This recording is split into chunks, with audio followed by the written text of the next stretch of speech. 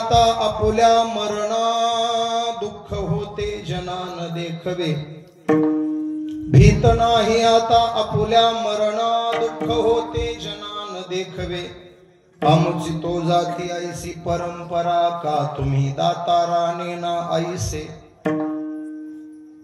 भजनी विक्षेपतेची पै मरण नव जावा क्षण एक वाया आमुची तो जाती ऐसी परंपरा का तुम्ही दाताराने ना ऐसे तुका म्हणे नाही आघाताचा वारा तुका म्हणे नाही आघाताचा वारा ते स्थळी दातारा ठाव मागे आमुची तो जाती ऐसी परंपरा का तुम्ही दाताराने नाहीसे विठाला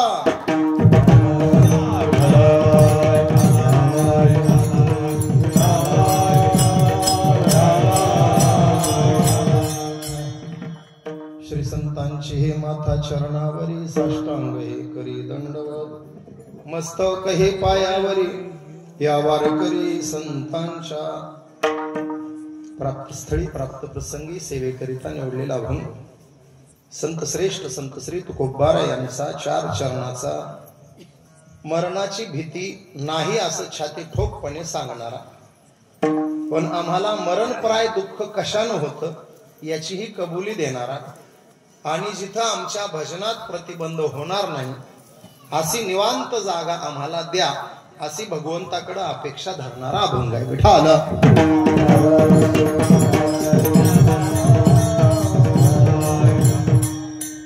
अभंगावरती विस्तारानं चिंतन करण्यापूर्वी महत्वाचा परिहार ऐश्वर्य संपन्न राष्ट्रसंत श्री गुरु भगवान बाबांच्या पुण्यतिथी महोत्सवाचा औचित्य साधून भागवत कथा ज्ञान यज्ञ लक्ष्मण शक्तीचा सोहळा भव्य दिव्य कीर्तन महोत्सव अखंड हरिनाम सप्ताह भरगच्च होत असलेलं अन्नदान असा सुंदर सोहळा आपण घडवून आणतो आहोत। त्या सोहळ्याचा 4था दिवस भागवत कथाही सुरू आहे। सोहळ्याचा 4था दिवस आहे। मध्यावर सोहळा आला। दररोज गाव जेवणाचे भव्य दिव्य अन्नदानाचे कार्यक्रम आहेत। आपल्या भागातील सर्व गुणवान मंडळी उपस्थित आहेत। तुम्ही सर्व गावकरी ज्येष्ठ श्रेष्ठ मंडळी माता भगिनी सर्वांच्या उपस्थितीमध्ये बाबांच्या चरणी वंदन करण्याकरता साष्टांग दंडवत करण्याकरता आणि बाबांचं आपल्या वाणीनं गुणगान घडावं म्हणून हा पुण्यतिथीचा सोहळा विठाला।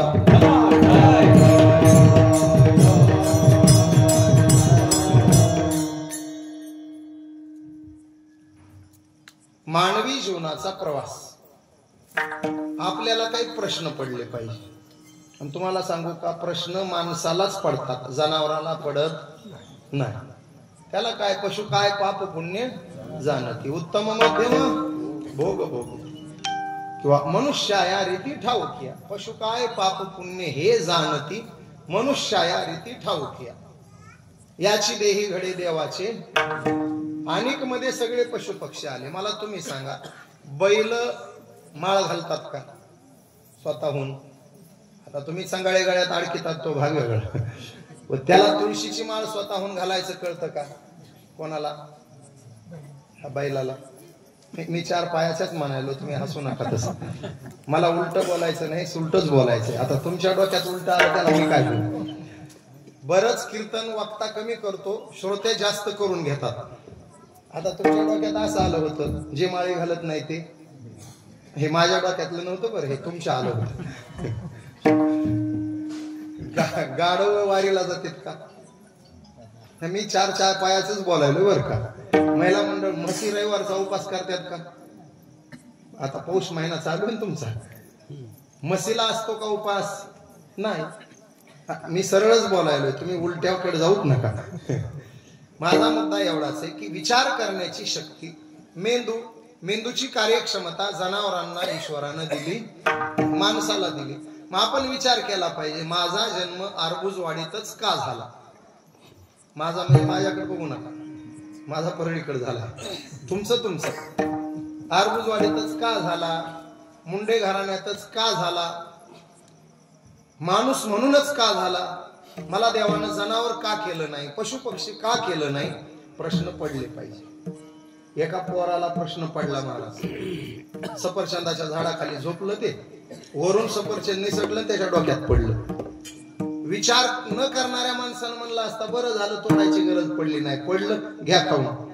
तर त्या लेकरानं 3-4 महिने विचार केला आणि विचार केल्यावर त्याला सिद्धांत सापडला, गुरुत्वाकर्षणाचा नियम. हे लेकरू माहितीये का पोरांना? गुरुत्वाकर्षणाचा सिद्धांत कोणाचा आहे माहितीये का?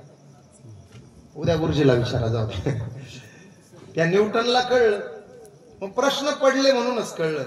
फार जाऊ द्या, आपल्याला 2-4 प्रश्न पडले पाहिजे. कोहम कथमिदम जातम. पहिला प्रश्न पडला पाहिजे, मला कुठं जायचंय.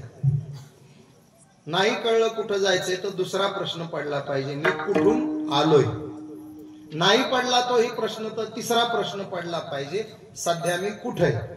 हाही नाही पडला तर चौथा पडला पाहिजे, मी कोण आहे. म्हणे ज्ञानेश्वर निवृत्तीचा, म्हणे ज्ञानेश्वर निवृत्तीचा, म्हणे ज्ञानेश्वर निवृत्तीचा,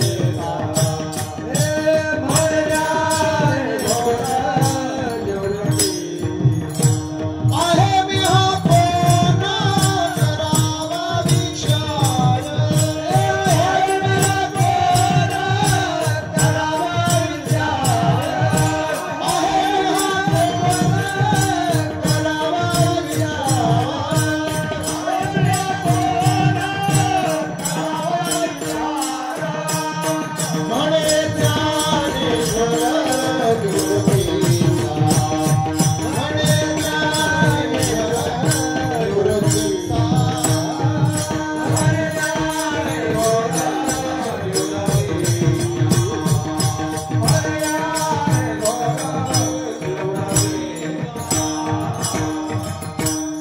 आहे मी हा कोण करावा विचार, म्हणे ज्ञानेश्वर निवृत्तीचा.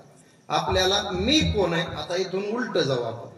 4च प्रश्न सोडवायचे. मी कोण आहे, सध्या मी कुठे आहे, मी कुठून आलोय आणि मला कुठं जायचं. एवढे प्रश्न सुटले की कीर्तन संपलं. 12 का वाजणार. आता पहिला प्रश्न मी कोण आहे, आपण इथून सुरुवात करू. तुम्ही कोण आहे? मला वाटलं भूतच येत काही. आता माणूस जर विचारायचं तर विचारायची गरज नाही, आपण सगळे कोण आहे, माणसच आहे. त्याच्या पुढचं काही तर सांगा ना. शेतकरी म्हणा, दुकानदार आहे, व्यापारी आहे, बरं जाऊ. हा शेतकरी. शेतकऱ्याला इंग्रजीत सांगत सर फार्मर म्हणतात. फार्मर. फार्मर शब्दाची व्याख्या सांगू. फार करतो आणि शेवटी मरतो, त्याला फार मर म्हणायचं. फार करायचं आणि शेवटी मरायचं. जाऊ द्या फार्मर. सरांना विचारलं ते म्हणतील मी शिक्षक आहे. आता कीर्तनही सुरू केले. या दादाला विचारलं तर तो म्हणून मी मृदंग वादक आहे. विठ्ठल महाराजाला विचारलं हे माईक वर्षे, ते म्हणतील आम्ही गायक आहे. जाऊ द्या, तुम्ही म्हणाला आमचं सांगू नका, तुम्ही कोण आहे सांगा. मी तरी काय म्हणेल, ह बाप्पा आहे, महाराज आहे. तुम्ही म्हणाल नाही आता त्याच्या पुढं थोडं सांगा, मग मी नाव सांगेल, मी तुकाराम आहे. पण प्रश्न हा आहे, जन्मल्याबरोबर मी तुकाराम आहे का? आमच्या गावात आमच्या वडिलांना आप्पा म्हणायचे लोक. मग माझा जन्म झाल्यावर लोक काय म्हणले असतील, आप्पाला तुकाराम झाला, बरोबर आहे का? हो म्हणू नका. आप्पाला पोरगा झाला म्हणले असतील, लेकरू झालं म्हणले असतील. तुकाराम कसा? जन्मल्याबरोबर मला नाव नव्हतं. उपजलिया बाळकासी, नाव नाही तयापासी, ठेविलेनी नावेसी होते. याचं नाव ठेवलंय ना हो तुकाराम. चांगलं घुगऱ्या बिगऱ्या वाटून ठेवलं असेल. सगळ्याचे ठेवतात, आमचंही ठेवलंच असेल. आमचं तर चांगलं ठेवलं असेल जरा, 6 पोरीच्या पाठीवर. मग आमचं चांगलं वाजून गाजून ठेवलं असेल. पण प्रश्न हा आहे, मग तुकाराम ह्याचं नाव ठेवलं म्हणून तुकाराम. या देहाचं नाव तुकाराम आहे म्हणून आज आरबुजवाडीत तुकारामचं कीर्तन सुरू आहे. समजा आई वडिलांना ह्याचं नाव जर दगड्या ठेवलं असतं तर आज कीर्तन कोणाचं झालं असतं? दगडू महाराज म्हणून दगड्याचं कीर्तन असते का? दगड्या कीर्तन कसा करेल बरं? बरं आता नीट विचार करा बरं. याचं नाव धोंड्या असतं तर हा आता धोंडेराम तरी म्हणा नाही तर धोंडेबा तरी म्हणा, धोंड्या म्हणून नका, त्याला महाराज लावा. याचं नाव गोट्या असतं तर हा गोटो राम महाराज. नाव ठेवलं म्हणून ऐका, ठेवलेले नाव वेगळे, मिळवलेले नाव वेगळे. ज्यांची पुण्यतिथी आपण साजरी करतोय त्यांचं भगवान हे नाव ठेवलेलं नाही, त्यांनी पराक्रम गाजून भगवान हे नाव मिळवलेलं आहे. विठाला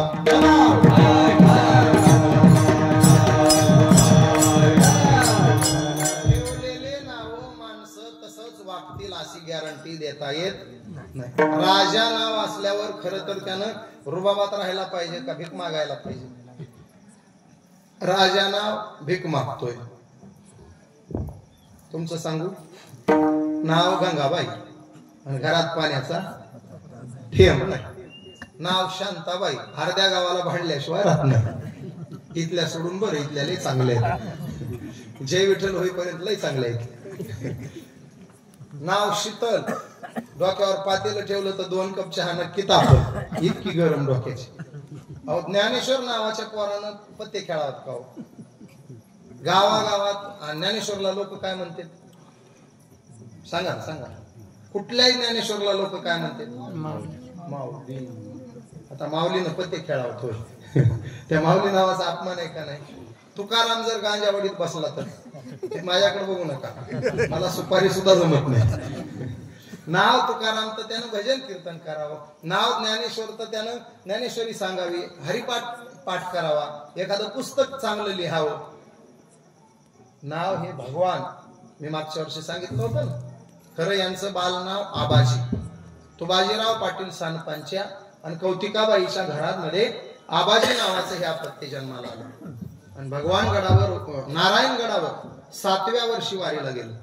6व्या वर्षी जनावराच्या पाठीमागे फिरता फिरता तिकडच दिंडी दिसली, तिकडच दिंडीत मिसळले आणि पंढरपूरला गेले चुलती सोबत. पंढरपुरात कीर्तन ऐकले, चुणचुणीत झाले, गावाकडे आले. 7व्या वर्षी नारायणगडावर, तिथं माणिक बाबा अनुग्रह देत होते. हा पठ्ठ्या गेला, मलाही अनुग्रह द्या. माणिक बाबा म्हणले, पोरा स्वरांना मी माळ घालत नाही, माझा अनुग्रह घ्यायला मोठं व्हावं लागलं. रुबाबात लेकरांना सांगितलं, पराक्रम आणि परमार्थ वयावर अवलंबून नसतो. वयावर परमार्थ असता तर 16व्या वर्षी माऊलीने ज्ञानेश्वरी लिहिली नसती. वयावर पराक्रम असता तर 16व्या वर्षी शिवाजी महाराजांनी स्वराज्य निर्माण केलं नसतं. वयावर पराक्रम आणि परमार्थ असता तर 14 वर्षाच्या मुक्ताईनं 1400 वर्षाच्या चांगदेवाच्या कानाला पकडलं नसतं.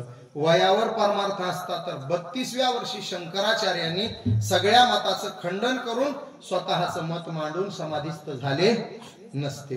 वयावर पराक्रम असता तर 42व्या वर्षी तुकोबारायांनी देवाचा हात धरून वैकुंठाला गेले नसते. बाबा दचकले, बापरे म्हणले, कोण लेकरू हे? पण बाबाच ते. माणिक बाबा म्हणले, नको लय शहाणपणा, बोल बोलता वाटे सोप्या, करणी करिता तीर कापे. अगोदर बोलणं सोपं आहे, बोले तैसा चालेल, मग त्याची वंदावी. आला मोठा गप्पा ठोकणारा, जा देत नाही अनुग्रह, तुला घालत नाही माळ, माझ्याकडून माळ घालून घ्यायची तर पराक्रमच करावा लागेल. ते लेकरू छाती काढून म्हणलं, सांगा काय करावं लागेल? बाबा सहज बोलले, ते नगर नारायणाचं मंदिर आहे, त्या शिखरावरून उडी टाकावी लागल. बोला फुलाला गाठ पडली, लेकरानं तेवढीच आज्ञा मानली, बाहेर आलं आणि शिखरावर चढलं. लोक ओरडू लागले, कारट्या मरायला गेलास का, खाली उतर. बायाने कौतिकाबाईला सांगितलं, पाटलीन बाई तुझा आब्या. आईनं हंबरडा फोडला, आबा पाया पडते तुझ्या, खाली उतर. तिकडं महाराजांनाही कोणीतरी सांगितलं. माणिक बाबा बाहेर आले, असा हात वर करू लागले. लेकरांना वरून सांगितलं, उडी टाकायची म्हणला ना, टाकूनच दाखवतो. दोन्ही हात जोडले, जय जयकार केला. बोला नगद नारायण महाराज की जय, श्री गुरु माणिक बाबा महाराज की जय. धाडकन उडी टाकली. लेकरानं उडी टाकली, आईची दातखिळ बसली, चक्कर आली, खाली पडली. कोणीतरी कांदा नाकाला लावला, चप्पल नाकाला लावलं, शुद्धीवर आणलं, तोंडात बोट घालून दात उघडे केले. केस आता मोकळे झाले, पदर जमिनीवर लोळायला, माझा बाळ माझा आबा म्हणून आई पळायला लागली. शेवटी आई आहे ना महाराज. तोपर्यंत लेकरू उठून उभं राहिलं. असं माती अंगाची झट केली, अशी झट केली न उभं राहिलं. आई पळत गेली, हाताला धरलं, पटापटा मुके घेतले, डोक्यावरून हात फिरविला. गुडगा फुटलाय का बघू दे, कोपराला लागलं का बघू दे, जिब्दाचा ताडकली का बघू दे, टाळूला मार लागला का बघू दे, डोकं फुटलं का बघू दे. लेकरू म्हणता अगं आई बघ खर्चटलं सुद्धा नाही. तेवढ्यात माणिक बाबा आले. कौतिकाबाईने भाकर घेतली शेजारणीकडून, उजव्या अंगावरून डाव्या अंगावरून तुकडा वळला, दूर फेकून दिला, माती उचलली, वरून खाली खालून वरी, पदर झाडू लागली, नजर काढू लागली. माणिक बाबा हसू लागले. म्हणले माय काय करायले तू? ते म्हणले बाबा इतक्या उंचावून पडलं लेकरू, नजर काढायला लागले. माणिक बाबा हसले, म्हणले बाई याची नजर काढायची गरज नाही, कारण याला कोणाचीही नजर लागू शकणार नाही. उलट हा तुझा पोरगा जगाच्या नजरेत भरल्याशिवाय राहणार नाही. बाबाने उचलून घेतलं, वारे पठ्ठ्या म्हणले, हेवा ही माळ आजपासून माझा शिष्य झालास. माय एवढं लेकरू मला देऊन टाक, या गडाचा उत्तराधिकारी करतो, माझ्या जागेवर ह्याला गादीवर बसवतो. नाव काय लेकराचं? आई सहज म्हणले आबाजी. बाबा हसले, म्हणले आबाजी नाव चांगलंय, पण एवढा मोठा पराक्रम करणाऱ्या लेकराचं नाव आबाजी नसलं पाहिजे. अशा पराक्रमी लेकराचं नाव भगवान असलं पाहिजे. पराक्रम गाजवला आणि गुरुच्या मुखातून भगवान हे नाव आपल्या बाबांनी प्राप्त करून घेतलं. विठाला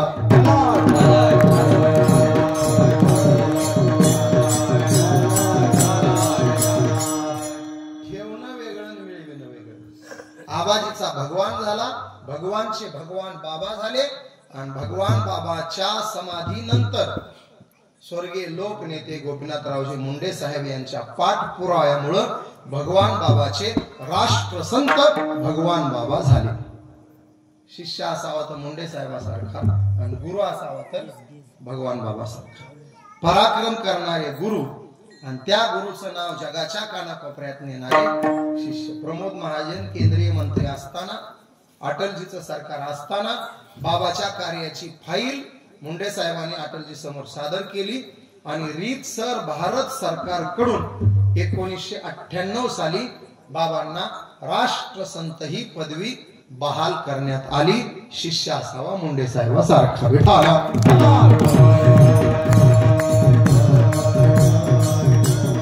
जाऊ द्या, मी मिळवलेलं नाव आणि ठेवलेलं नाव ह्याच्यावर सांगितलं. आपले ठेवलेले आणि त्यांनी मिळवलेले, पण अजून मीचा शोध लागला ना. मीचा शोध आपल्याला लागावायचा असेल तर दोन गोष्टी कराव्या लागतील. एक तर विचार करावा लागेल, नाही तर विचारावं लागेल. विचारल्यावरही कळेल आणि विचार केल्यावरही कळेल.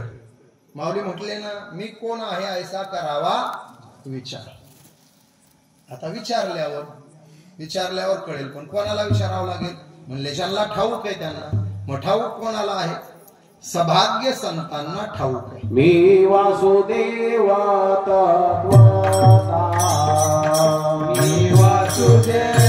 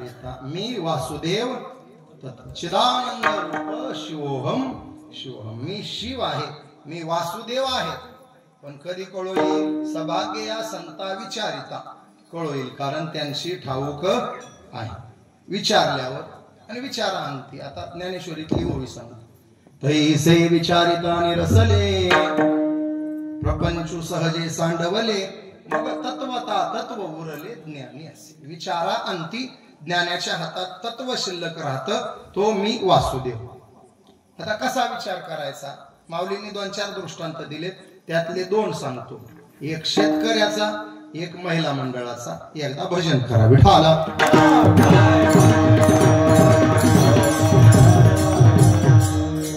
मीचा शोध विचारानं घ्यायचा त्याच्यासाठी 2 दृष्टांत शेतकऱ्याचा एक आणि महिलांचा एक आधी कोणता सांगू शेतकऱ्याचा आपल्या तुम्ही दमाना तुमचा दमाना शेतकऱ्याचा ऐका जुन्या काळातलं खळ म्हणजे हे मशीन वगैरे नव्हतं तेव्हाचं खळ आता मशीनी आल्या आता तर लईच महाराज ते गव्हाचं तर लईच माझा ते मशीन नाहीच आहे ते राक्षसच आहे एक ते रस्त्याने निघालं तर आम्हाला भीती वाटते अंगावर येत त्या ड्रायव्हर कुठं बसलाय दिसत नाही आणि ते गव्हाच्या शेतात गेलं तर काहीच ठेवीत नाही महाराज पोते भरूनच हातात देते तुमच्या तसलं आता मशीन जुन्या काळात मशीनी नव्हत्या तुमच्या तरुणपणात आमच्या लहानपणी मग खळ करायचं तर काय मग एक जागा निवडायची गच्च जागा निवडायची जरा निब्बर जागा तिथले ताट वगैरे काढून घ्यायचे दसकट काढून घ्यायचे मग त्या जागेवर पाणी टाकायचं बैल जनावर फिरवायचे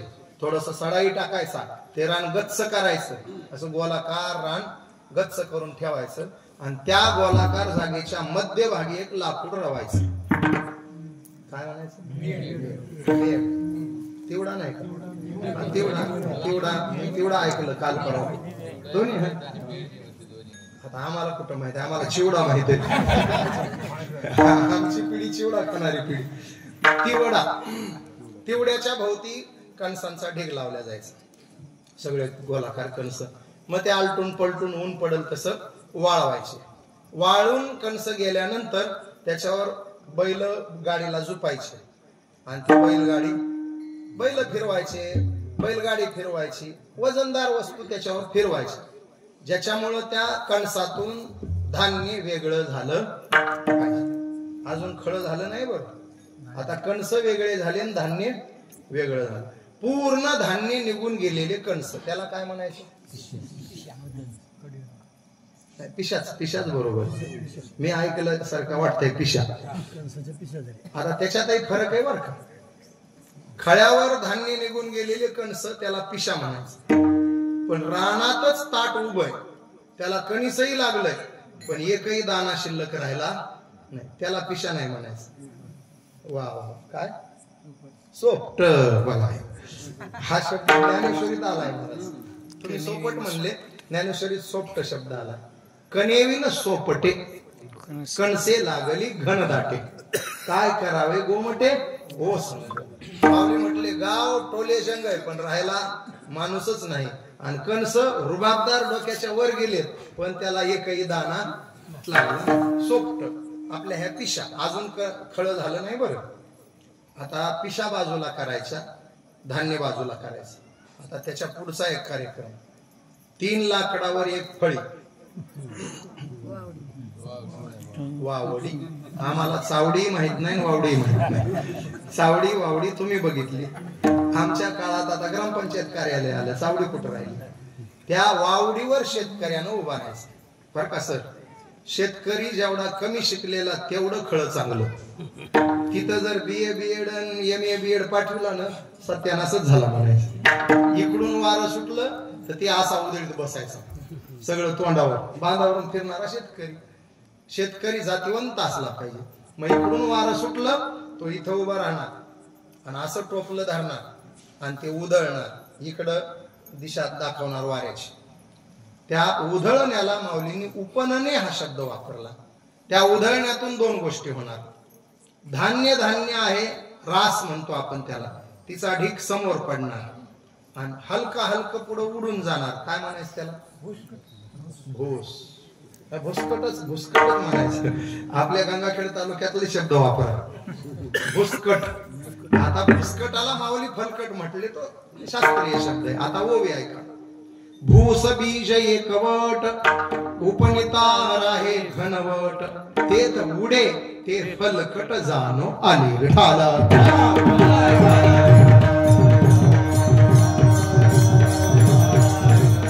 फलकट तो संसार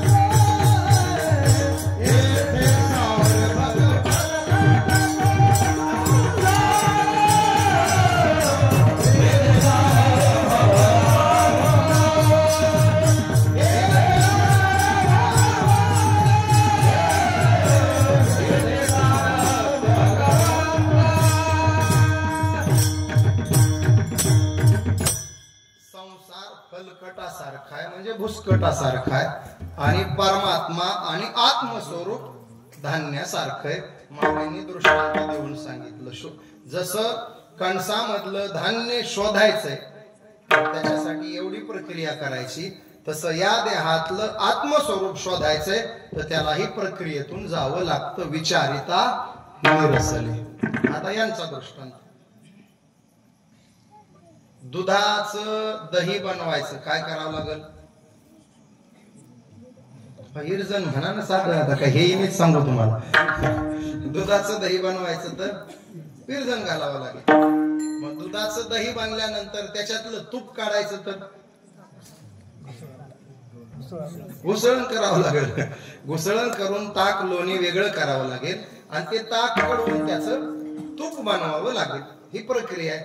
आता हे सुद्धा ह्या जुन्या पदर घेणाऱ्या ज्या बाया आहेत ना त्यांनाच येईल महाराज.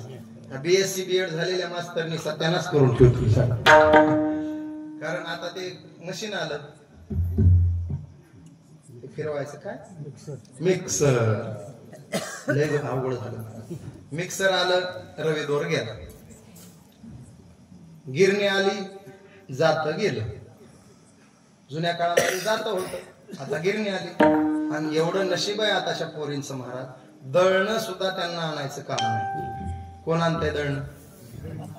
बघा तुमचा काळ बरा होता. आमच्या काळात लय कठीण आहे महाराज. लोकही सायकलला गठुडे अडकून न्यायले. थांब म्हणते आलोच दळण घेऊन. काळ तो पर त्याच्यातही बर का महिला म्हणतात उन्हाळ्याच्या दिवसात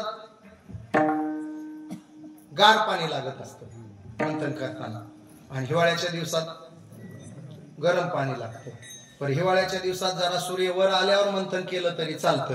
उन्हाळ्यात तसं नाही. सूर्य उगवायच्या अगोदर मंथन केलं पाहिजे. त्याचे नियम आहेत सगळे. उन्वणी शिळवणी घाली ते परी ते लोणी. यशोदाबाईची तक्रार आहे. आता उद्या ऐकायला मिळालंच तुम्हाला. हे सगळं जुन्या काळात होतं. आता ओवी ऐका. नातरी जाणीवेच्या आयनी करिता दधी कडसणी. कडसणी म्हणजे घुसळण.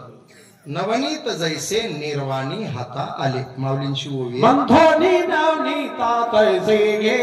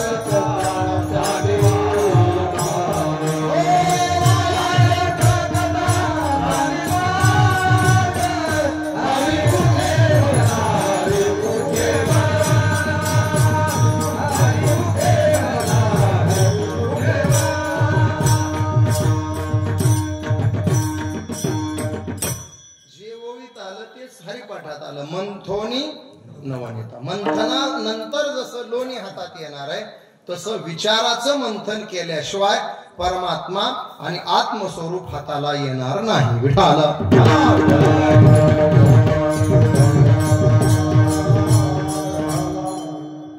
हे सगळं 20 वर्षापूर्वी होऊन गेलं महाराज. आता जात नाही. सगळ्याच मशीन आल्यात महाराज. कणिक मळायचं मशीन आलंय बघा. अशा सप्त्यात बिप्त्यात कामाला येते बघा. पाणी पीठ आणि मीठ टाकायचं ते मशीन फिरत राहते. गोळे तयार होतात. चपात्या लाटायचं मशीन आलंय बघा. आई साहेब मागवायचं असलं ते कणकेचा गोळा ठेवला की त्या रोल होत जाते. ते प्रेस होत जाते. त्याला कटरनं बरोबर फुलका एवढा हातळ हाता एवढा फुलका तयार होते. पण ते भाजले जातात ऑटोमॅटिक. भाजत जातात पुन्हा पलटी होतात. पुन्हा दुसरी बाजू भाजत जाते. त्याच्या पुढे गेल्यास वरून थेंब थेंब तेल पडत आहे. त्या खालून चपात्या चलत राहतात. वरून तेल लावायचंही काम नाही. आता एकदा पालकमंत्र्यांचं वाटप झालं की आणखी एक मशीन येणार आहे. रखडलंय ना ते वाटप झालं. पालकमंत्री सगळे डिक्लेअर झाले की पुरणपोळ्याचं मशीन येणार आहे बघा. कणिक पुरण मशीन मध्ये टाकायचं. बटन दाबायचं. पुरणाच्या पोळ्या तयार. आता एकच मशीन आवश्यक राहिलंय. पाहुणा आला मशीन मध्ये घाला. जेवला बाहेर चला. घरच्या लोकांना टेन्शन नको. येतील अशा मशीन काय सांगतो. आणि अशा मशीन सप्त्यात लय कामाला येतील. भागवत संपलं की माणसं उचलायचे मशीन मध्ये घालायची. जीवन बाहेर. महाराज आल्यावर तसंच करायचं. त्याने फेटा बांधूनच बाहेर आलं पाहिजे. येतील काय सांगता येते. काळ बदलला. सगळे यंत्र गेले. तुमचं जात किती गोड होतं. आताही काही वेळेला दळायची संधी येते. आता फक्त हळद राहिली. जात्यावर तेवढंच राहिले दळायचं. नवरदेव 45 किलोचा आणि हळद 25 किलो. रात्रभर बेसुऱ्या बाया आरडू आरडू वायता गाण्याला. गाणं किती स्वरात म्हणलं पाहिजे. ह्या जुन्या म्हाताऱ्याचे गाणे ऐका महाराज. किती गोड म्हणायचे. बंधू प्रेम. त्या भगवानगडाच्या परिसरात गेल्यावर ना महाराज बाबावर रचलेले शेकडो गाणे तिथल्या मावल्या इतक्या गोड आणि सुंदर म्हणतात. ते गाण्याची सवय ते काळच होता हो सुंदर. बाकी जाऊ द्या. तुम्हाला 2 मिनिटं जात्यावर नेतो. आपण पुढं म्हणू महाराज. महिला मंडळ मागं म्हणाल. जात म्हणायचं ना. 2 कडे म्हणू. सुंदर माझे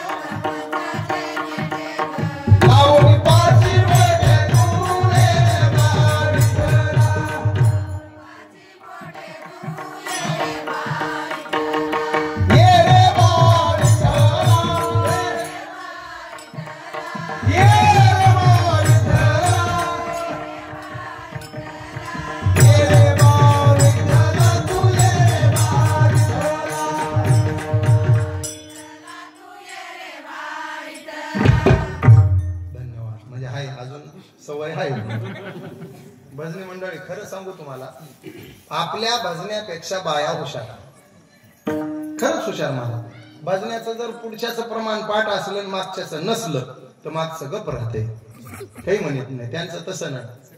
किती बी अवघड गाणं पुढची न म्हणून द्या, मागची उघड पडत नाही. पुढची न म्हणले ना माझ्या भावाच्या दाराला सोन्याचं कुलूप, मागचीच पाठ नसते. ती म्हणते नरे नरे नरे नरे नरे नरे सोडू. एकदा तर लय मजा आली मला. एक वार करीन बाई दळायला बसली. आता ती महाराष्ट्र फिरून आलेली हाफ तिकीट वाली बाई. एसटीत बसली की निघाली त्र्यंबक, निघाली आळंदी. तिनं बसली जात्यावरून गाणं सुरू केलं लांब लचक.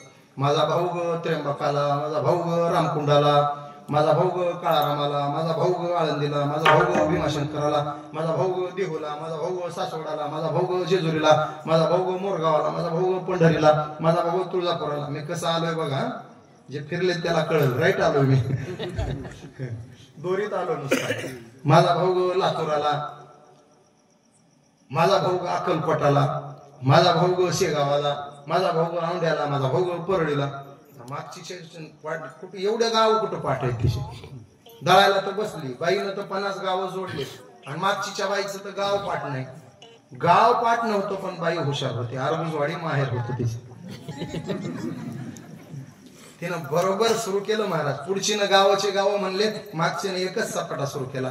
जिथं जिथं तुझा भाऊ तिथं तिथं माझा भाऊ. रात्रभर फिरव म्हणले तुझ्या भावाला. तुझा ज्या गावात गेलाय त्या गावात माझा आहेच म्हणले. हे त्यांची हुशारी. मग देवाची जनाबाईची अशीच हुशारी चालायची. जाऊ द्या, मी जात का सांगितलं, काळाच्या ओघात ते कालोघात नाहीस झालं. त्याचं नावच आहे जात. जात जे जात राहतं त्याला जात म्हणायचं. विठाला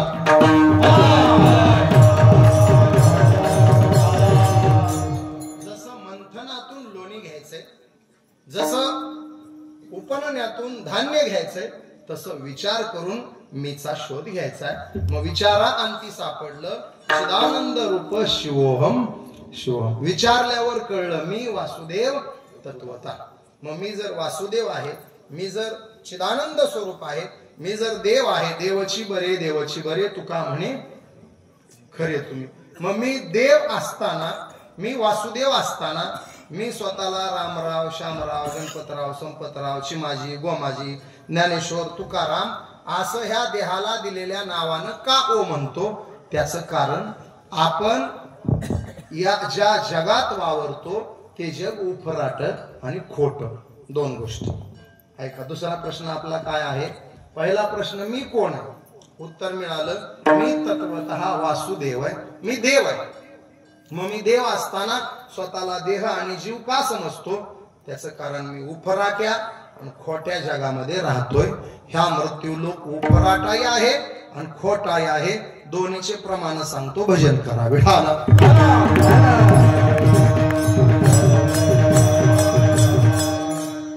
खोट्याचे कितीतरी प्रमाण आहेत.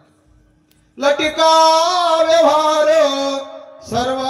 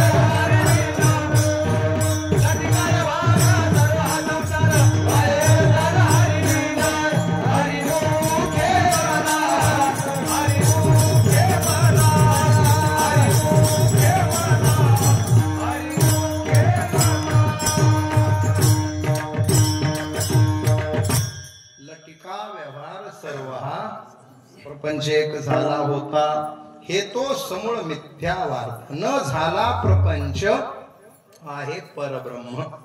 माऊलींनी संसाराला दोनदा खोट म्हटले. प्रमाण पहा, जे जे देखणे सकळ ते स्वप्नीचे मृगजळ. म्हणून चिंतिपा चरण कमळ बाप रखुमा देवी वराचे. मला सांगा, स्वप्न खरं का खोटं? बोला की. कितीतरी प्रमाण आहे. स्वप्नीचे चेईले जाईल लया, स्वप्नी निधान फावे ते चेईले आरपे आघवे. स्वप्नीची अनेकता अधून मधून देत जातो. स्वप्नीची अनेकता चेईलिया नोहे. स्वप्न आता सगळ्यालाच पडतं. मलाही पडलं होतं. आता मागच्या महिन्यात पडलं होतं 2 डिसेंबरला. मी तारीख सुद्धा ध्यानात ठेवली मला, पण स्वप्नच तसं भारी पडलं होतं. 2 डिसेंबरला मला सकाळी सकाळी स्वप्न पडलं. 1 तारखेचं कीर्तन तेलंगणात होतं. हे करून घरी यायला पहाटेचे 4 वाजले. बायकोला सांगितलं सकाळी 9 वाजेपर्यंत उठू नको, दुपारी 1 ते 3 कीर्तन करायचंय. त्यामुळे 9ला उठलं तरी 10 वाजेपर्यंत आंघोळ देवपूजा होती. 10:30 पर्यंत 4 घास खाणं होतंय. अर्धा तास आराम करून 11ला निघलं तरी सापडतंय म्हणलं. 9 पर्यंत उठवू नको म्हटलं, आणि 9च्या पुढे झोपू पण देऊ नको म्हणलं. 9ला बरोबर अलाराम लाव, नाही तर तू लक्ष ठेवून उठव म्हणलं मला. बायको हो म्हणली. गाढ झोपलो. 8:45ला मला स्वप्न पडलं. 2 डिसेंबरला 8:45ला मी स्वप्नामध्ये महाराष्ट्राचा मुख्यमंत्री झालो होतो. 1-2 तारीख त्याच्यामुळे सांगितली. 23ला निकाल लागला आणि 5 तारखेपर्यंत शपथविधी लांबला. रोज बातम्यामध्ये तेच तेच तेच तेच बघून डोक्यामध्ये तेच आलं. मनी वसे ते स्वप्नी दिसे, जागत आजवासी जे, जेने ध्याने भावना भावीजे, डोळा लागत खेव देखीजे, तेच स्वप्न. स्वप्नात मला दिल्लीला बोलवण्यात आलं. त्या वरच्या दोघांनी बोलवलं. मोठा भाई मोदी भाईनी दोघांनी बोलवलं आणि मला म्हटले, महाराज तुम्हाला महाराष्ट्राचा मुख्यमंत्री करायचंय. मी म्हणलं तुमचे 237 आलेत. तेवढ्याला बाजूला सारून मला नाही म्हणले, मागं नाही का 106 बाजूला ठेवून उद्धवाला केलंच होतं. मग तसा आता 133 बाजूला ठेवून तुम्हाला करायचं. मी म्हणलं मलाच का करायचंय? कारण फार गोड सांगितलं. म्हणले तुमच्या एका मुंडेचं स्वप्न राहिलंय, ते तुमच्या रूपानं पूर्ण करायचंय. मी म्हणलं धन्यवाद, आमच्या साहेबाचं तुम्हाला ध्यान आलं, चांगलं वाटलं. माझा शपथविधी झाला महाराज. कुठं? वानखेडे. बघताय काय माझ्याकडे? स्वप्नात काय कुठेही होते. वानखेडेला झाला शपथविधी माझा. 2000 तर महाराजच होते शपथविधीला. स्वप्नात काय 5000 सांगितले तर मला काय बापाचं द्यायचंय का घ्यायचं? मंत्रालयात गेलो, फायलीवर सह्या करू लागलो. लोकांची रांग लागली आणि तेवढ्यात 9 वाजले. बायको जवळ आली, म्हणले महाराज उठा. मी असं बघितलं, एकही माणूस नाही, एकटी बायको समोर. मी असं बघितलं, थांब म्हणलं 2-4 सह्या होऊ दे. म्हणली स्वप्नातच आहेत का अजून? तुम्ही मुख्यमंत्री नाहीत, तुम्ही महाराज आहेत. मी म्हणलं तुला माझं स्वप्न कसं कळलं? म्हणली स्वप्नात शपथ घेतलेली मी ऐकली म्हणली. उठा, दूधवाला आला नाही, चौकात जाऊन दूध घेऊन या. मी म्हणलं येडी, मुख्यमंत्र्याला दूध आणायला सांगते का? दृष्टांत माझा संपला. खोट आहे ना हे सगळं, पण पुढचं वाक्य आहे का बरं? स्वप्न खोट आहे पण त्याचे परिणाम खरे असतात. 2 दृष्टांतानं तुम्हाला सांगतो. स्वप्न खोट, परिणाम खरे. असाच एक जण 12x12च्या खोलीत झोपला. पत्राची खोली, त्याच्यातच गॅस ठेवलेला. बायको गॅसवर काहीतरी करू लागली. सकाळची वेळ, हे गाढ झोपलं थंडीला. गोदड पांघरलं होतं, पण गोदड 2 ठिकाणी फाटलेलं होतं. असं एवढे बोळ पडलेले होते. त्या 2 बोळांमध्ये ह्यानं हात घातले होते झोपेत, आणि असे छातीवर हात ठेवून असं झोपलं होतं. गाढ झोपलं, स्वप्न पडलं. स्वप्नात हे जंगलात गेलं. जंगलात वाघ त्याच्या मागं लागला. हा पुढं वाघ माग, हा पुढं वाघ माग. वाघानं मागून ह्याला गाठलं, पाठीवर पंजा मारला. आणि जसा पंजा मारला तसं हे दोन्ही हात वर करून आरडलं, मेलो, वाचवा. ह्याचे हात कुठं होते? गोदड्यात अडकले होते. असा झटका दिला, गोदड टर्कन वाजलं. बायको आली, तोंडावर पाणी शिपडीलं. काय झालं? माग लागला, मरतोय मी. पुन्हा तिनं पाणी शिपडीलं. किती घाबरताय? कशाचा वाघ आहे? कुठं वाघ आहे? मग ते पूर्ण सावध झालं ना, असं बघू लागलं. आणि मग त्यानं म्हणला ते बी खरंच आहे. तू इथं उभे असताना त्याची तरी काय हिंमत आहे इथे यायची? साक्षात तू घरात असताना तो तरी कसा येतोय? ती म्हणले कशाचा वागण काय? स्वप्न पडलं तुम्हाला. आता मी तुम्हाला विचारतो, पडलेलं स्वप्न खरं का खोटं? बोला ना, बोला. खोटं. पाठी लागलेला वाघ खरा का खोटा? खोटा. वाघानं मारलेला पंजा खोटा. आणि फाटलेलं गोधड इथं घोटाळा. कोटियाचे मीसे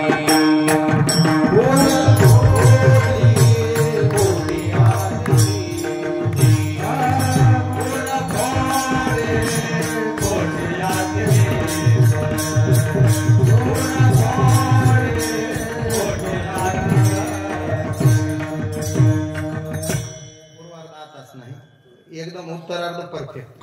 खोटियाचे पिसे उर खोडी. अजून तुम्हाला पुढचं सांगायचं, गोदड्याचं जाऊ द्या. बायको म्हणले अहो ते सगळं जाऊ द्या, गोदड फाटू द्या. ते काय फाटलेलंच होतं, जास्त फाटलं. तुम्हाला घाम किती आलाय म्हणले. ते म्हणू लागलं मग फळालोयच तेवढा. इथं घोटाळा. वाघ खोटा, त्याचं पळणं खोटं, पाठीवर मारलेला पंजा खोटा, पण अंगाला आलेला घाम. स्वप्न खोट आहे पण परिणाम खरे दाखवत. संसार खोटा आहे पण नरकवास खरोखरचा घडवतं. विठाला हरवीन जन्म नरकची पैजाना, यमाचा पावना प्राणी होय. स्वप्न खोट आहे, परिणाम खरे. संसार खोटा आहे, परिणाम खरा. हा एक दृष्टांत झाला. दुसरा जरा हलका फुलका आहे, माझ्या वयाला शोभणार नाही पण थोडा मोठ्यांचा ऐकलाय म्हणून सांगतो. एक जणाचं लग्न होईना, वय वर्ष झालं 36. आता बहुतेक असंच आहे महाराज. 22 ते 32 मधले 200-200 पोरं प्रत्येक गावात सापडतील बघा. आणि पोराचा बाप हात जोडून लहान तोंड करून आम्हाला म्हणायला बघा की काहीतरी. मी म्हणलं काही नाही, ठेवू म्हणजे कशाला बघू. अवघड झालं. आता काल एक बातमी आली महाराज. बातमी, त्या बातमीत असं वाचलं मी, पोरग पोरीला बघायला गेले, सोबत मायबापाही गेले. सगळ्यांना पोरगी पसंत झाली. आता पोरगी नापसंत करायचा काळ राहिलाच नाही. काळी असो, गोरी असो, खुजी असो, उंची असो, होच म्हणून यायचं पोराला. एकदा संधी हुकली तर 3-3 वर्ष लांबायले. पुन्हा हे सगळे पसंत म्हणूनच आले. मग ह्यांनी फोन केला, म्हणजे जो मध्यस्थी माणूस होता त्यानं पोरीच्या बापाला फोन केला. मग पोराच्या कडच्याने सगळ्यांनी पसंती कळवली. तुमचं काय म्हणणं आहे? त्यानं सांगितलं मुलीला मुलगा आवडलाय पण ते सासऱ्यामुळं नग म्हणायला, म्हणजे त्या पोराच्या बापामुळं नग म्हणायला. ते म्हणलं आता पोराच्या बापाचं काय समज नाही, ते टकलंय म्हणले. पोरीचं म्हणणं काय, पोराचा बाप टकलाय, त्याचे केस गेलेले. ते मधला विचारणारा फोनवर विचारतो, मी ती ऑडिओ क्लिप ऐकली. आता ते पोराचा बाप टकला असण्याचं काय संबंध? नाही नाही नाही, हे जर अनुवांशिक असलं तर उद्या हिचा नवरा म्हणणारा पोरगाही टकला होईल. म्हणून लागला पोराला नापसंती. इतका काळ कठीण आलाय बघा. पोराच्या बापाचे केस गेलेत म्हणून पोरीनं पोरगा नापसंत केला. कारण काय, काही दिवसाने ह्याचे बी जातील.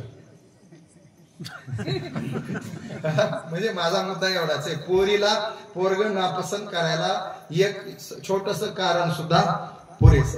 36 वर्ष झाले, लग्नाचा मेळ बसला नाही. शेवटी वैताग आहे. आश्रमात गेला, गुरुजीला म्हणला काय करू, इंजिनियर झालोय बघा. गुरुजी म्हणले ते जे 9 आसने आहेत ना, ते 9 इंजिनियरचेच आहेत. 10 तुझा एक टाकून देतो, तू बस तिथं 10 म्हणले. संन्यास दिला त्याला, दीक्षा दिली.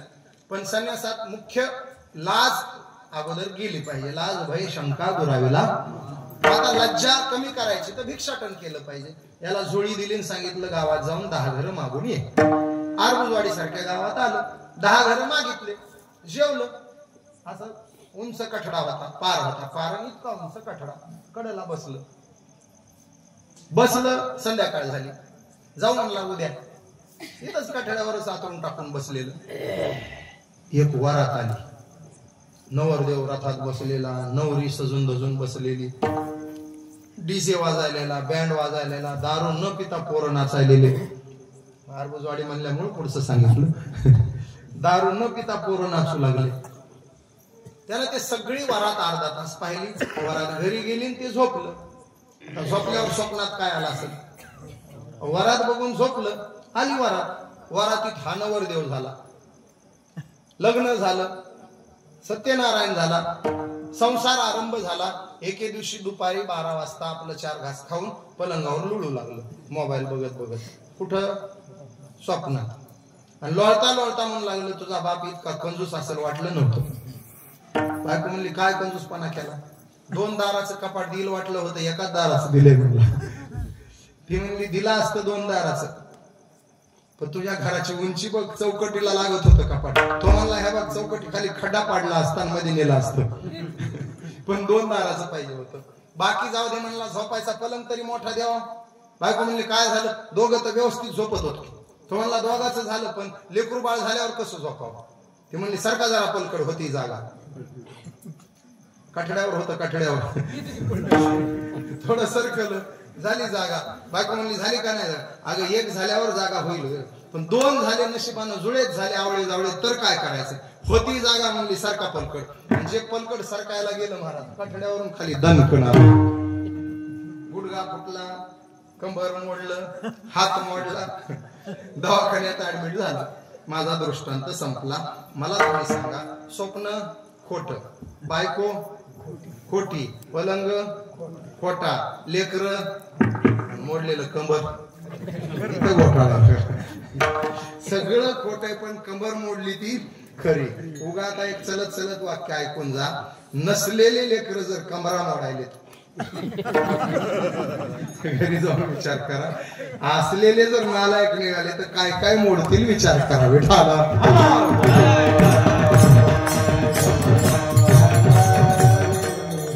भगवान बाबांनी सांगितलं, बाबा लेकर विका पण लेकर चांगले शिकवा. एक वेळ लेकर कमी झाले तरी चालतील, लेकर चांगले निघाले पाहिजे. लेकर चांगले निघाले ना वा. चतुर्भुज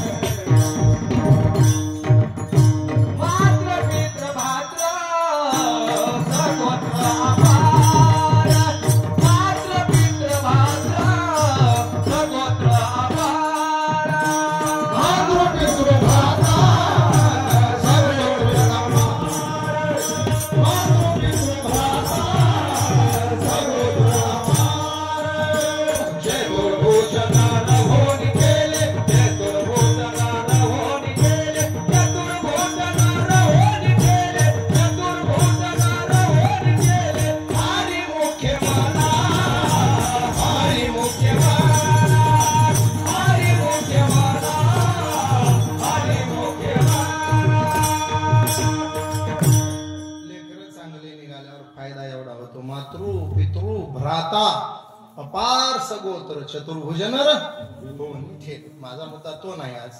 मला हे संसार खोटा सांगायचं. खोटा आहे पण परिणाम खरे. आता दुसरं खोट बघा.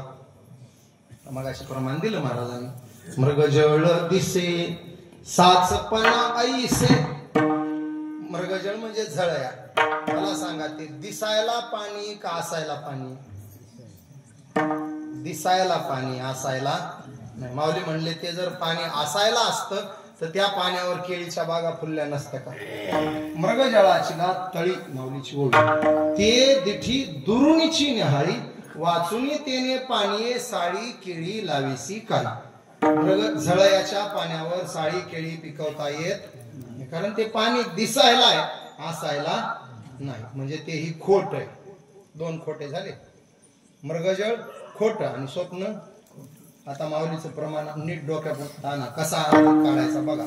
माऊली म्हणतात स्वप्नात मृगजळ दिसले. पांडुरंग ध्यानी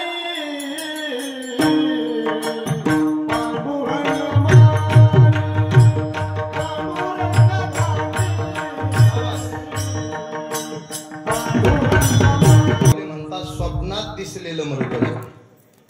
जे जे देखणे सकळ ते स्वप्नीचे मृगजळ. संसार नुसता खोटा नाही. संसार खोट्यातला खोटा. आपल्या शुद्ध मराठीत संसार एकदा खोटा नाही, संसार डबल खोटा आहे, डबल खोटा. मग ह्या खोट्या संसारात असल्यामुळे आपण खऱ्या मीला विसरलो आणि खोट्या देहाला माझं म्हणू लागलो. विठाला दुसरं आपण उफराट्या जगात आहे त्याची ओवी आहे का. आहा कटा कटा ओखटे ये मृत्यू लोकीचे उफराटे एक जरी अवचटे जन्मवासी तू. इथं काय सुलटय सांगा. सगळं उफराटच आहे. बोली भाषा आपली उलटी. गंगाखेडवरनं तुम्ही एसटीत बसलात, पंढरपूरला तुम्हाला जायचंय. पंढरपूर जवळ आलं, गंगा आपल्या अरबुजवाडीचे 7-8 माणसं. आता सीट काय जवळ मिळाली नाही, एक माग एक मधी एक पुढं एक कॅबिन मध्ये. मग एखादा करता सगळ्याचा पुढारी असतो ना, जे 10-5 वेळा गेलेले, ते पंढरपूर जवळ गेलं की काय म्हणतं, चला चला पिशव्या गिशव्या आवरा. पंढरपूर काय म्हणतंय? पंढरपूर खरं सांगा, पंढरपूर आलंय का आपण गेलोय?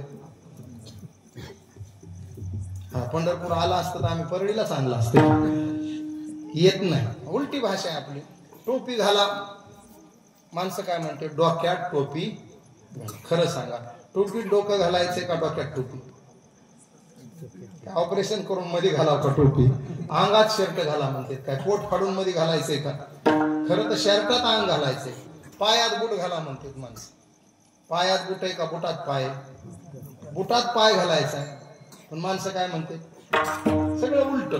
आता बघा, वागणं उलट आहे. हे मी शावले दादा, हे दादा आणि मी, आमच्या दोघात मोठं कोण आहे सांगा बरं? झाला का नाही घोटाळा? हे बी उलटच आहे आपलं. तुम्ही त्यांनाच मोठं म्हणणार, पण शास्त्र त्यांना मोठं म्हणत नाही. आपण वापरलेल्याचा हिशोब करतो. हिशोब शिल्कीचा लावायचा.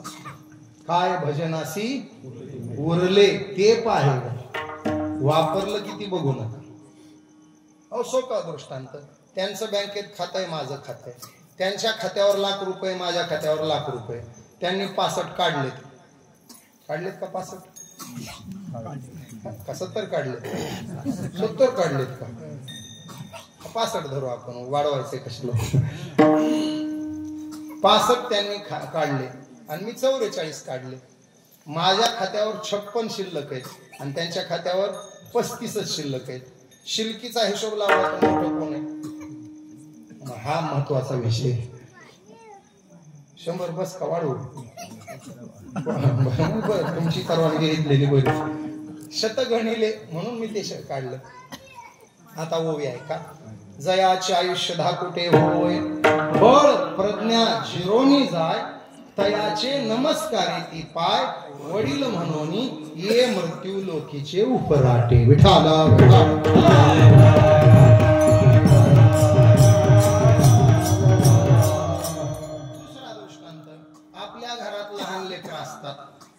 आपण त्याचा जन्मदिवस साजरा करतो आणि कार्यकर्ते मंडळी त्याच्या नेत्याचा जन्मदिवस साजरा करतात. त्याला काय म्हणायचं? तुम्ही काय म्हणता? खरंच वाढदिवस आहे का? बुड दिवस आहे की ते? 1 वर्ष गेलंय त्याचं, तुम्ही काय म्हणताय वाढदिवस? माऊली म्हणली हे उलटच आहे. जवळ बाळबळिया वाढे तो भोजनाचं ती कोडे, आयुष्य निमाले आतुलीकडे, ते ग्लानीची नाही ये मृत्यू लोकीचे उपराट. विठाला 2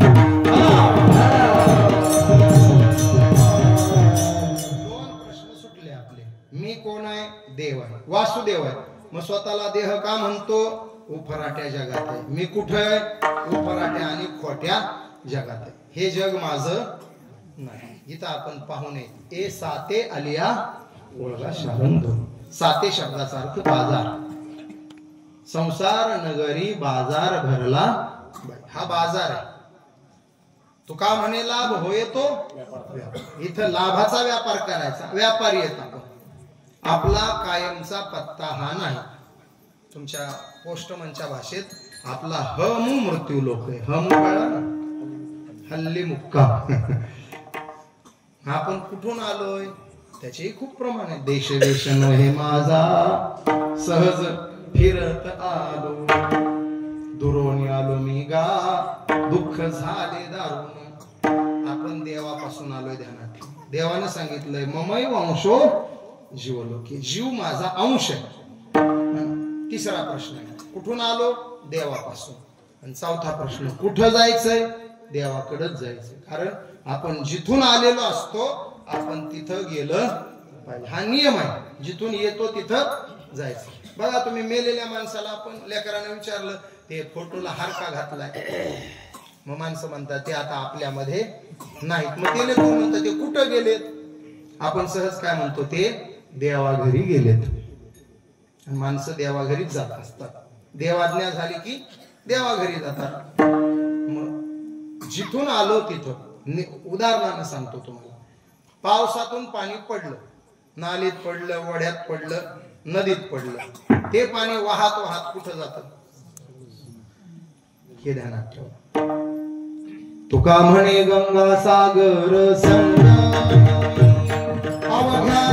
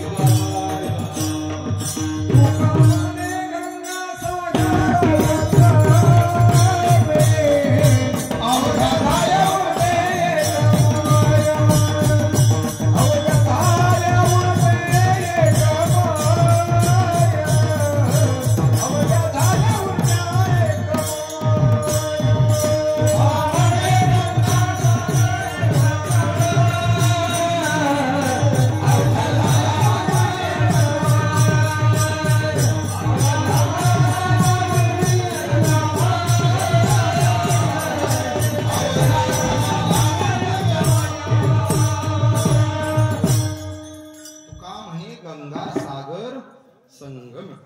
ऐका आता. गंगा सागराला गेली, प्रवास तिचा संपला. मंदिराची कामा कळसू का गंगेसी सिंधू प्रवेश समुद्र मापम प्रविशंती येतो.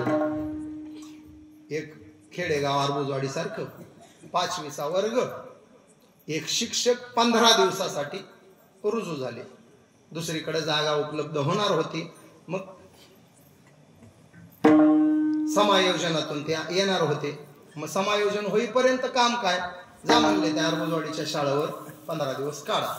गुरुजी आले, 5वीच्या वर्गावर गेले. पहिल्या दिवशी परिचय करून घेतला, माझं नाव, तुमचं नाव. दुसऱ्या दिवशी गुरुजी म्हणले पोरांनो थोडा भूगोल विचारू का तुम्हाला? पोरं म्हणले विचारा. गुरुजी म्हणले पोरांनो सांगा गोदावरी गंगेचा उगम कुठे झाला? 50 पोर आरबुजवाडीचे लेकर महाराज. 50 पोरांनी हातवर केला. हुशार लेकर होत. गुरुजी म्हणले वा वा वा वा, सगळे उत्तर देणार? पोरं म्हणले हो. थांबा म्हणले आपण एकाला विचारू. मागच्या बाकड्यावर बंड्या बसला होता. इथला सोडून बरं हसला कोणी. बंड्या उठ. बंड्या उभा राहिला. जी गुरुजी पुढे, बंड्या पुढे आला. सांग गोदावरी गंगेचा उगम कुठे झाला? गुरुजी म्हणला नाशिक जिल्ह्यामध्ये त्र्यंबकेश्वर गावी ब्रह्मगिरी पर्वतामध्ये गोदावरीचा उगम झाला. कीर्तन ऐकणारा होता बंड्या. वा वा वा. गुरुजी म्हणले हुशार हुशार. बर तिथून पुढे गंगा कुठे गेली? गोदावरी. गुरुजी गंगापूर धरणातून नाशिक मध्ये आले, रामकुंडामध्ये. वा वा वा वा वा, छान छान. तिथून पुढे गुरुजी अहिल्यानगर जिल्ह्यातून छत्रपती संभाजीनगर जिल्ह्यात आली, पैठणला नाथसागरामध्ये. वा वा वा, व्हेरी गुड व्हेरी गुड. तिथून पुढे गुरुजी जालना जिल्ह्याला थोडा कट मारला, बीड जिल्ह्याच्या इकडं गंगाखेडला आली, जनाबाईच्या गावात. अरे वा वा वा, छान छान छान. तिथून पुढे गुरुजी नांदेडला गेली. तिथून पुढे गुरुजी तेलंगणात गेली. तिथून पुढे गुरुजी सागरात गेली. तिथून पुढे गुरुजी तुमच्या डोंबल्यात गेली. आता सागरात गेलेल्या गंगेला कुठं पाठवता सांगा? आता एकच ठिकाण आहे गुरुजीचं डोंबलं. दुसरीकडे कुठं पाठवायची? गंगा सागराला गेली का? सागरालाच का जाते? त्याचं उत्तर आहे ती सागरातूनच आलेली असते. याला बाष्पीभवनाचा सिद्धांत म्हणायचं. उन्हाळ्याच्या दिवसात सूर्य तप्त होतो आणि सागराचं पाणी वाफेच्या रूपानं शोषून घेतो. ती वाफ आकाशात जाऊन त्याचे ढग तयार होतात. त्या ढगाचा पाऊस तयार होतो आणि मग मेघगर्जनेसह मेघधारांचा वर्षाव होतो, पाणी जमिनीवर पडतं. ते वाफेच्या रूपानं समुद्रातून आलेलं असल्यामुळे पावसातून पडल्यानंतर ते समुद्राकडे जातं. कारण पाणी आलं समुद्रातून म्हणून जाणार समुद्रात आहे. आपण आलो देवापासून म्हणून जायचं देवाकडेच आहे. विठाला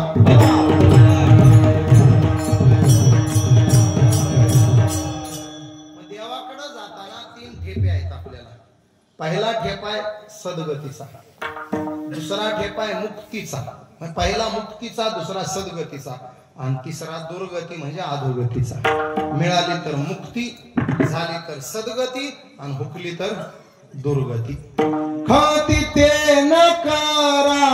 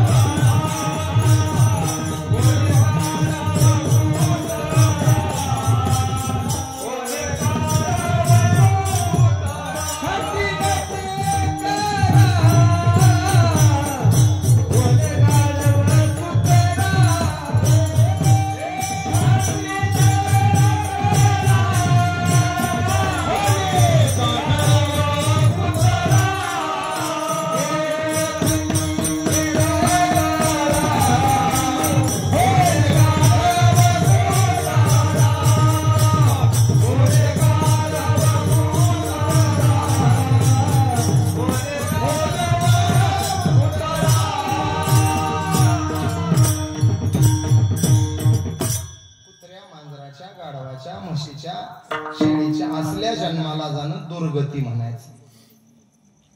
जन्म शेळी मांजराचाच मिळू द्या पण चांगल्या स्टँडर्ड घरात मिळाला त्यालाही सद्गती म्हणायचं. उत्तम भोगील जीवखान, उत्तमची गती तो एक पावे.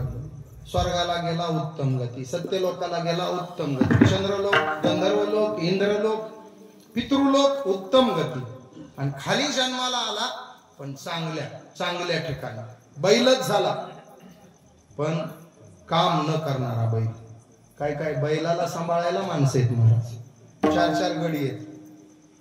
बैलाला 25 लिटर दूध पाजतात लोक. लेकराला कब्बर मिळणार, बैलाला नशीबवान बैल म्हणायचं. उत्तम भोगील जीवखान. काही कुत्रे आहेत महाराज, आपल्या लेकराला बिस्किट बघायला मिळत नाहीत तसले बिस्किट ते कुत्रे वाटोळ करतात. एसीच्या खोलीत झोपत आहेत, गुडघ्या इतक्या गादीवर. कोण? कुत्रे. 55 लाखाच्या गाडीत मालक त्यांना घेऊन फिरायला. कोणाला? कुत्रे आहेत महाराज. माझ्या ओळखीचा एक घर असते मुंबईत, 5 कोटीचं घर आहे तसं. दत्त जयंतीच्या 2 दिवस आधी कीर्तन होतं. मला त्यानं फोन केला, महाराज नवी गाडी घेतली, तुम्ही या, तुमच्या हाताने पूजा करू. योगायोगानं मी गेलो. आमचं ड्रायव्हर पुनवेल मध्ये उतरलं त्याच्या भावाकडं. 4 किलोमीटरवर हाय म्हणला, ते जा तुम्ही एकटे. मी गेलो, गाडी माझी त्याच्या दारात लावली, त्याच्या गाडीची पूजा केली, जेवण केले. म्हणला महाराज माझीच गाडी घेऊन कीर्तनाला जाऊ. म्हणलं चांगली गोष्ट आहे. मी गाडी चालवितो म्हणला, ड्रायव्हर नाही. म्हणतो लय चांगलं. म्हणलं मला सांगा, 5 कोटीचा घर मालक त्याच्या 55 लाखाच्या गाडीतून स्वतः ड्रायव्हिंग करत जर मला कीर्तनाला नेणार आहे तर माझं काय अंग दुखलं पाहिजे का? आनंद आहे म्हणलं. ते गाडी चालवायला बसलं. आता साधा नियम आहे, तो मालक जर गाडी चालवायला बसला सर तर मी कुठं बसलं पाहिजे? त्याच्या शेजारच्या पुढच्या सीटवर. मी दार उघडील आणि पुढच्या सीटवर बसायला गेलो. मी मध्ये एक पाय टाकला की ते म्हणला, महाराज तुम्ही इथं नाही, इथं आमचा राजा बसतोय, तुम्ही मागं बसा. विलास बंद महाराज. मी मधल्या सीटवर जाऊन बसलो. या आता मला वाटलं लेकरू येईल एखादं. लहान लेकरायला नाद असते ना पुढे बसायचा, काचातून बघायचा. मी असं बघू लागलो, लेकरू कशाचं कमर इतकं कुत्रा आलं मला, टनकन उडी मारली, बसला पुढच्या सीटवर बसला. आता राजा बसला सीटवर, पण राजाला दार कुठं लावता येते? दार राहिलं उघडं, मग ते लावायचं कोणी? तुमच्या मनातलंच होणार आहे, काळजी करू. ती गाडी मालक मला म्हणले महाराज तेवढं दार म्हणलं लावतो. उपकारच करायलाच म्हणलं कीर्तनाला येऊन. खाली उतरलो, दार लोटलं. मग मी बसलो, माझं दार ओढून घेतलं. गाडी निघाल्यावर मी मनात विचार करू लागलो, बरं झालं म्हणलं राजा एकटाच कीर्तनाला निघालाय. त्या राजाची राणी आणि त्याचे 2 राजकुमार जर सोबत निघाले असते तर राजा पुढच्या सीटवर, राणी राजकुमार मधल्या सीटवर आणि महाराज डिक्की मध्ये गेला. माझ्या नशिबाला हसू नका, कौतुक त्याच्या नशिबाचं करा. महाराज मधल्या सीटवर. बरं त्या कीर्तनाचे मला 41,000 दिले लोकांनी. 41,000 घेऊन कीर्तन करणारा बुवा मधल्या सीटवर आणि ते 4 पायाचं कुत्र पुढच्या सीटवर. याला म्हणायचं उत्तम भोगील जीव खाला.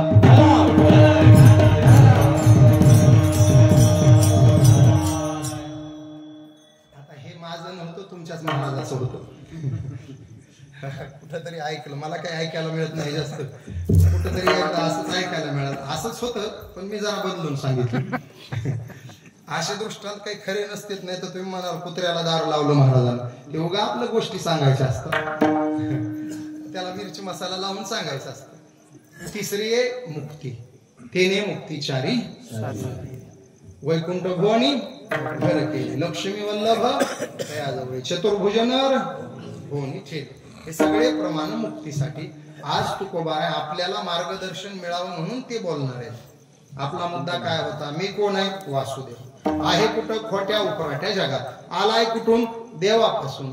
आणि जायचंय कुठं? देवाकडं. पण देवाकडं जाण्यापूर्वी तुकोबा म्हणतात देवा तुझ्या जवळ यायचंय, पण आमची अपेक्षा ऐकून ठेव. आपल्या सगळ्यांना ती मार्गदर्शक अपेक्षा आहे.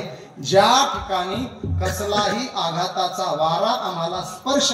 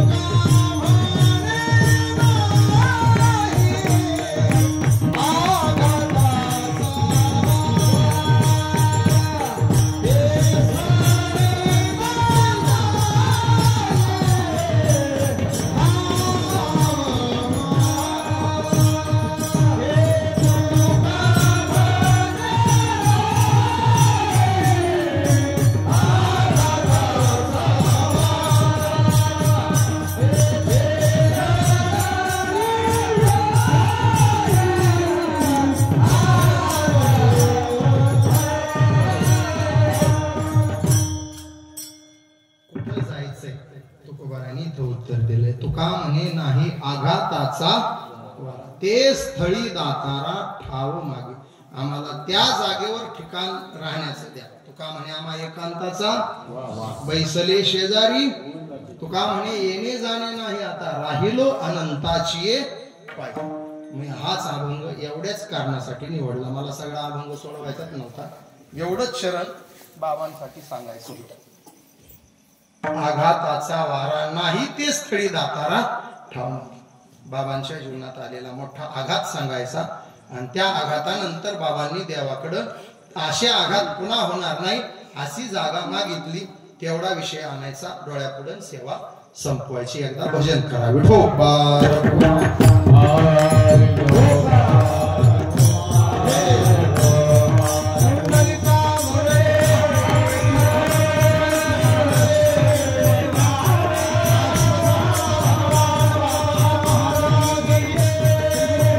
सातवे मठाधिपती माणिक बाबा आणि त्यांच्या हातून वयाच्या 7व्या वर्षी माळ घालून 38 वर्ष भगवानगडाची सेवा केली आहे. नारायणगडाची भगवान बाबा. किती वर्ष? 38. तिथले जनावर सुद्धा बाबावर प्रेम करत होते. गंगा नावाची घोडी बाबा तिच्यावर फिरले. त्या घोडीची समाधी आता नारायणगडावर. फार फार अलौकिक इतिहास आहे. बाबांना उत्तराधिकारी म्हणून माणिक बाबाने निश्चित केलं आणि तिथून लोकांच्या पोटात पोटसूळ उठलं. कितीही चांगलं जीवन जगा, तुम्हाला विरोध करणारी माणसं असतातच. चांगल्या रस्त्याला गतिरोधक आणि चांगल्या परमार्थिकाला विरोधक ठरलेले असतात. गतिरोधक चांगल्याच रस्त्याला असतात ना. आरबुजवाडी फाट्यातून गावात येईपर्यंत गतिरोधकची गरज आहे का? पहिलेच बकळ येत. आता नवीन कशाला करायचे? गतिरोधक पण त्या रस्त्याला पाहिजे. परभणी गंगाखेड सिमेंट रोड झालाय, त्याला गतिरोधक होय. साठेसर आता साठेसर तिकडे हिमायतनगरला असताना बरेच कीर्तन झाले आमचे. आता इकडे आले. गतिरोधक चांगल्या रस्त्याला आणि विरोधक परमार्थिकाला. बाबाच्या विरोधात कटकारस्थान शिजायला लागले.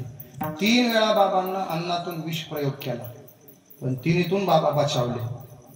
म्हणले आता बदनाम करायचं. बाबाच्या अंतरुणात चोळी बांगडी टाकली. हे कपटी लोक लय कपट करतात ना. चोळी बांगडी टाकायला तेच असतात, माणसं गोळा करून आणायला तेच, ह्याला मारा धरा म्हणणारे तेच, आणि सगळा कार्यक्रम लावून झाल्यावर रडायला सुद्धा कसं झालं र, जणू तुला माहितच नाही. याला म्हणायचं कपट नीती, कूटनीती. मोर्चा घेऊन गेले लाठ्या काठ्या.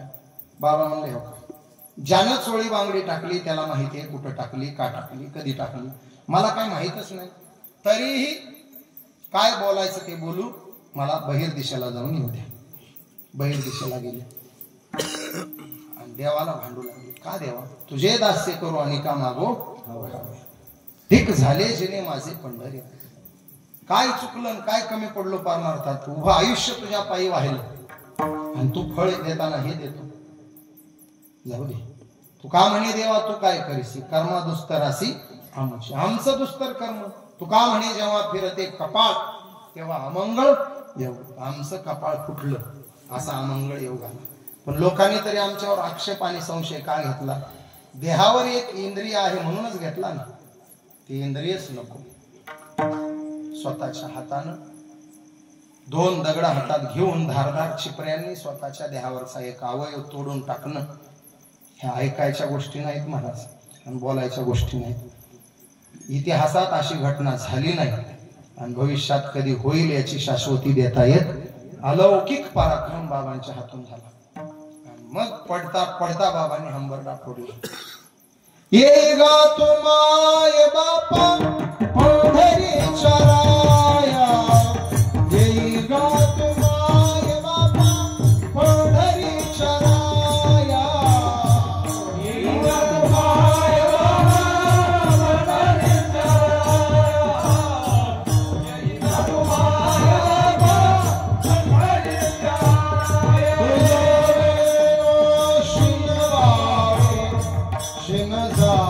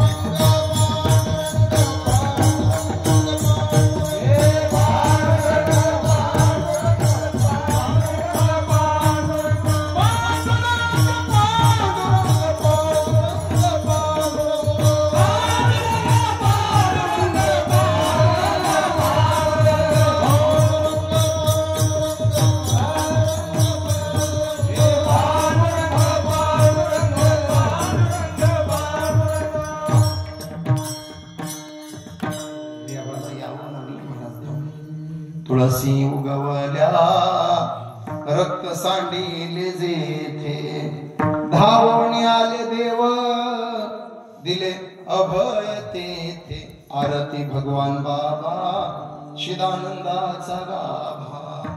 हा आघात महाराजांच्या जीवनात आला. दवाखान्यात गेले आणि मग देवाचे पाय धरले. असा आघात माझ्या आयुष्यात पुन्हा नको, कारण माझ्यावर आघात येतो आणि तुला संकट निवारणासाठी यावं लागतं. मागे पुढे उभा देव उभा मागे पुढे. तुझ्यावर संकट येतं माझ्यामुळं, त्यापेक्षा असा आघातच नको. मग देवानच बुद्धी दिली. जिथं आघात नाही अशी जागा धौम्यगड. जनार्दन स्वामीची समाधी आहे तिथं, ती शोधून का आणि माझी मूर्ती तिथं बसव. बाबांना दृष्टांत देवानं दिला आणि मग विजयी पांडुरंग दसऱ्याच्या दिवशी भगवान गडावर बसवल्या गेला. यशवंतराव चव्हाण साहेबांनी सांगितलं, ह्या गडाचं नाव धौम्यगड नाही, तुमच्या गुरुनी तुम्हाला आबाजीचा भगवान केला, मी या गडाचा धौम्यगडाचा भगवानगड करतो. भगवान गडाला आघाताचा वारा संपला. बाबाही तिथं विराजमान झाले आणि बाबानंतर आता शास्त्रीजीच्या माध्यमातून माऊलीचं मंदिर आहे. 40 कोटी रुपये खर्चून माऊलीचं मंदिर होते. दगडी एक एक दगड 10-10 फुटाचा वापरला जातोय. तिथं आता आघात नाही. कारण का, माऊलीची आळंदीतली समाधी ना, विश्वाचा संहार झाला तरी समाधीला काही होणार नाही, कारण ती शेषाच्या फणाच्या मध्य भागावर आहे. सृष्टीचा केंद्रबिंदू माऊलीची समाधी. आणि तीच माऊली जर भगवान गडावर येणार असेल तर तिथं चंद्र सूर्य आहे, तोपर्यंत आघाताचा वारा येणार नाही. ते स्थळी दातारा ठाव. भगवान बाबांनी त्या स्थळावर जागा मागितली. चंद्र सूर्य आहे तोपर्यंत ती जागा तुकोबार आहे ती मागतात आणि आपल्याला मार्गदर्शन करतात. मग आपण कुठं जायचं, जिथं आघाताचा वारा असणार नाही त्या स्थळावर आपल्याला जायचंय. कुठं जायचं, इथून आपलं कीर्तन सुरू झालं होतं. जाण्याचं ठिकाण सांगून कीर्तन संपू. राष्ट्रसंत भगवान बाबाचा पुण्यतिथी महोत्सव, कथा आणि कीर्तन महोत्सव, अन्नदान, आज 4थ्या दिवसाची सेवा. उपस्थित गुणीजन मंडळी, तुम्ही गावकरी, बाहेरगावून आलेली पाहुणे मंडळी, सर्वांच्या उपस्थितीत बाबांच्या चरणी सेवा अर्पण करून कीर्तन सेवेला वेळ. ज्ञानेश्वर